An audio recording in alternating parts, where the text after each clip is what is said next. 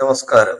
എല്ലാവർക്കും ഈശ്വരാനുഗ്രഹം കിട്ടട്ടെ എന്ന് പ്രാർത്ഥിച്ചുകൊണ്ട് എല്ലാവരെയും ഞാൻ ഈ ജ്യോതിഷ വീഡിയോയിലേക്ക് സ്വാഗതം ചെയ്യുന്നു. ഞാൻ ഇന്ന് പറയുന്ന വിഷയം 2026 വിഷുവിനെ പറ്റിയാണ്. 2026 വിഷു. ഈ കൊല്ലത്തെ വിഷു എന്തുകൊണ്ട് ഏപ്രിൽ 15-നും മേടൻ 2-നുമായി? നിങ്ങൾ അറിഞ്ഞിരിക്കേണ്ട ഒരു കാര്യമാണ്. നിങ്ങൾ കാണേണ്ട ഒരു വീഡിയോ ആണിത്. എന്തുകൊണ്ടാണ് നമ്മൾ സാധാരണ ഏപ്രിൽ 14-നാണ് വിഷു ആഘോഷിക്കുന്നത്, അല്ലേ? അതായത് മേടമാസം 1-ാം തീയതിയാണ് നമ്മൾ വിഷു ആഘോഷിക്കുന്നത്. എന്നാൽ ഈ കൊല്ലം ഏപ്രിൽ 15-നും മേടമാസം 1-ാം തീയതിയുമാണ് വിഷു വരുന്നത്. നമ്മുടെ പഞ്ചാംഗത്തിലും കലണ്ടറിലും ഒക്കെ മേടൻ 2-നും ഏപ്രിൽ 15-നുമാണ് വിഷു കാണിക്കുന്നത്. എന്തുകൊണ്ടാണ് അതൊന്ന് അറിയണ്ടേ? എല്ലാവർക്കും അങ്ങനെയുള്ള കാര്യങ്ങളൊന്നും അറിഞ്ഞൊന്നും വരില്ലല്ലോ. അപ്പൊ എന്തുകൊണ്ടാണ് ഇങ്ങനെ വരുന്നത്? ഏപ്രിൽ 14-ാം തീയതി വരേണ്ട വിഷു ഏപ്രിൽ 15-ലേക്ക് മാറിയതും, അതുപോലെ മലയാള മാസം മേടം 1-ാം തീയതി വിഷു ആഘോഷിക്കേണ്ട നമ്മൾ മേടം 2-ാം തീയതിയിലേക്ക് വിഷുവിനെ മാറ്റിയിരിക്കുന്നതും എന്തുകൊണ്ടാണെന്ന് സാധാരണ ജനങ്ങൾക്ക് മനസ്സിലാകണ്ടേ? അതിനു വേണ്ടിയാണ് ഞാൻ ഈ വീഡിയോ ഉപയോഗിക്കുന്നത്. സാധാരണ ഏപ്രിൽ 14-നും മേടം 1-നുമാണ് സൂര്യൻ മേടൻ രാശിയിൽ പ്രവേശിച്ചതിന് അതിനുശേഷമുള്ള ആദ്യത്തെ സൂര്യോദയത്തിലാണ് നമ്മൾ കണി കാണുന്നത്, ഇല്ലേ? നമ്മൾ കണി കാണുന്നത് എന്തിനാണ്? മേടം 1-ാം തീയതി വെളുപ്പിന്, ഇല്ലേ? അന്നാണ് നമ്മൾ കണി കാണുന്നത്. അപ്പോ അന്നത്തെ സൂര്യോദയത്തിന് ശേഷം കണി കാണേണ്ടതാണ് നമ്മൾ. അപ്പൊ ഏപ്രിൽ 14-ന് രാവിലെ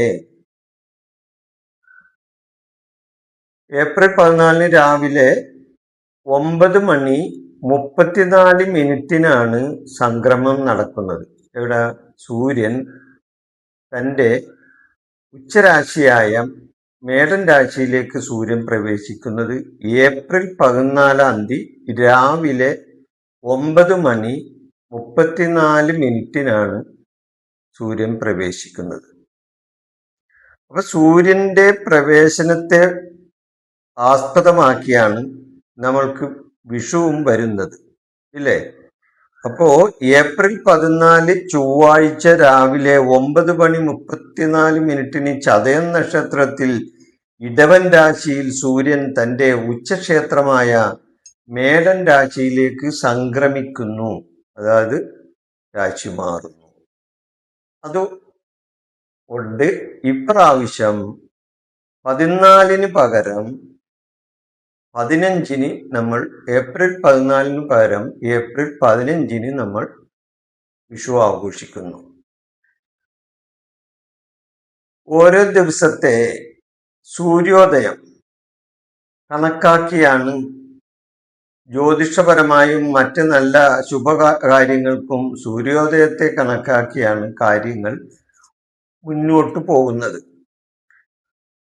ഏപ്രിൽ 14-ന് രാവിലെ 9:34 സംക്രമം നടക്കുന്നത്, അതായത് ആ ദിവസത്തെ സൂര്യോദയത്തിന് ശേഷമാണ്. നമ്മൾ മനസ്സിലാക്കണം, സൂര്യസംക്രമം നടക്കുന്നത് സൂര്യോദയത്തിന് ശേഷമാണ് മേടൻ രാശിയിലേക്ക്. ഏപ്രിൽ 14-ാം തീയതി രാവിലെയുള്ള സൂര്യോദയം സൂര്യൻ മേടൻ രാശിയിലേക്ക് പ്രവേശിക്കുന്നതിന് മുമ്പ് നടന്നു കഴിഞ്ഞു. അതുകൊണ്ട് ഏപ്രിൽ 14-ന് നമ്മൾക്ക് വിഷുക്കണി കാണാനും അതുവഴി വിഷു ആഘോഷിക്കാനും സാധിക്കാതെ വരുന്നു. സൂര്യൻ മീനൻ രാശിയിലായിരിക്കുമ്പോഴാണ് നമ്മൾ സാധാരണ മീനൻ രാശിയിൽ നിന്നും മേടൻ രാശിയിലേക്ക് പ്രവേശിക്കുന്ന സമയത്താണ് നമ്മൾ സാധാരണ വിഷു ആഘോഷിക്കുന്നത്. സൂര്യൻ മേടൻ രാശിയിൽ നിൽക്കുമ്പോൾ വേണം വിഷു ആഘോഷിക്കാൻ, കണി കാണാൻ. അതുകൊണ്ടാണ് ഇപ്രാവശ്യം ഏപ്രിൽ 15 മേടൻ 2 വിഷു മാറുന്നത്. ചുരുക്കി പറഞ്ഞാൽ സൂര്യൻ രാശി മാറുന്നത് ഏപ്രിൽ 14 ആണെങ്കിലും സൂര്യൻ മേടൻ രാശിയിലേക്ക് പൂർണ്ണമായും എത്തിയ ശേഷമുള്ള ആദ്യത്തെ പ്രഭാതം ഏപ്രിൽ 15 അതുകൊണ്ടാണ് കലണ്ടറിലും പഞ്ചാംഗത്തിലും ഏപ്രിൽ 15 വിഷു എന്ന് രേഖപ്പെടുത്തിയിട്ടുള്ളത്. അത് നമ്മൾ ഓർക്കണം. നമ്മൾ ഇപ്പൊ പറഞ്ഞ ചില കാര്യങ്ങൾ മുഴുവനും നിങ്ങൾക്ക് ഉൾക്കൊള്ളാൻ ചിലപ്പോൾ സാധിച്ചെന്ന് വരില്ല, ഇല്ലേ? കുറച്ചും കൂടി വിശദീകരിച്ച് പറഞ്ഞാൽ, ഈ 14-ാം തീയതി സൂര്യൻ മേടൻ രാശിയിലേക്ക് പ്രവേശിക്കുന്നതിന് മുമ്പ് തന്നെ സൂര്യോദയം കഴിഞ്ഞു. സൂര്യോദയം കഴിഞ്ഞ സ്ഥിതിക്ക് പിന്നെ അവിടെ നമുക്ക് വിഷു ആഘോഷിക്കാനോ അല്ലെങ്കിൽ വിഷുക്കണി കാണാനോ സമയം അതിക്രമിച്ചിരിക്കുന്നു ആ സമയം, അല്ലേ? അപ്പൊ ഏപ്രിൽ 14-ാം തീയതി തന്നെ സൂര്യൻ മേടൻ രാശിയിലേക്ക് പ്രവേശിക്കുന്നുണ്ട്. പക്ഷേ അത് അന്നത്തെ സൂര്യോദയത്തിന് ശേഷമാണ് വരുന്നത്. അപ്പൊ നമ്മൾ വിഷുക്കണി കാണുന്നത് സൂര്യോദയത്തിന് മുമ്പാണ്. അപ്പൊ മേടൻ രാശിയിൽ സൂര്യൻ പ്രവേശിക്കുന്നതിന് മുമ്പ്, പ്രവേശിച്ച് കഴിഞ്ഞതിന് ശേഷമുള്ള സൂര്യോദയം, സൂര്യൻ മേടൻ രാശിയിലേക്ക് പ്രവേശിച്ചതിന് ശേഷമുള്ള സൂര്യോദയമാണ് നമ്മളിപ്പോൾ ഏപ്രിൽ 15 വിഷുവായിട്ട് ആഘോഷിക്കുന്നത്. അതുകൊണ്ടാണ് നമ്മൾക്ക് എല്ലാ കൊല്ലവും ചില കൊല്ലങ്ങളിൽ അങ്ങനെ മാറി വരാറുണ്ട് കേട്ടോ. ചില കൊല്ലങ്ങളിൽ ഏപ്രിൽ 15 മാറും. അപ്പൊ സൂര്യന്റെ ആ രാശിമാറ്റത്തെ ആസ്പദമാക്കിക്കൊണ്ട് സൂര്യൻ തന്റെ ഉച്ചരാശിയായ മേടൻ രാശിയിലേക്ക് സംക്രമിക്കുന്ന രാശിമാറ്റത്തെ ആസ്പദമാക്കിക്കൊണ്ടാണ്